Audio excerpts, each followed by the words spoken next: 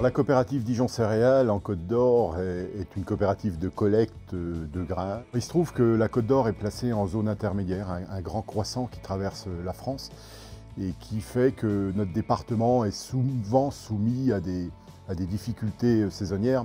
Donc on a cette habitude sur notre territoire, je ne veux pas dire de lutter, mais d'être un petit peu les victimes de cette évolution climatique.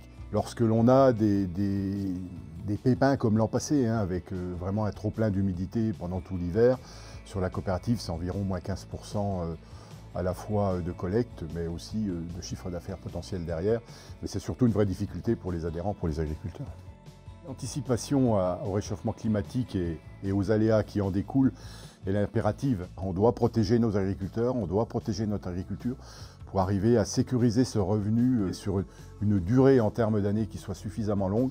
Donc on s'est tourné tout naturellement vers l'énergie et la production d'énergie. En fin de compte, on est arrivé à ce projet de méthaniseur qui fonctionne maintenant. Donc on a à la fois cette résultante de production de gaz, mais on a surtout cette fonctionnalité qui est rendue sur les exploitations qui adhèrent, qui produisent des cives, qui ont donc cette rentabilité supérieure sur leur exploitation.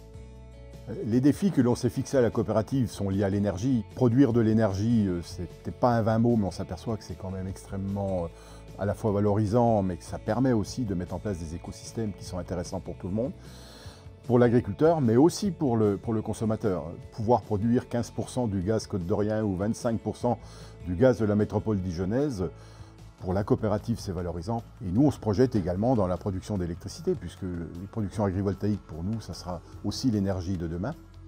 Alors, les enjeux à venir sont multiples et l'actualité récente nous le démontre. L'économie mondiale nous est plutôt défavorable en ce moment, les cours sont plutôt bas, le commerce par l'export est plutôt difficile. Il n'y aura pas une solution unique, les solutions, elles sont multiples.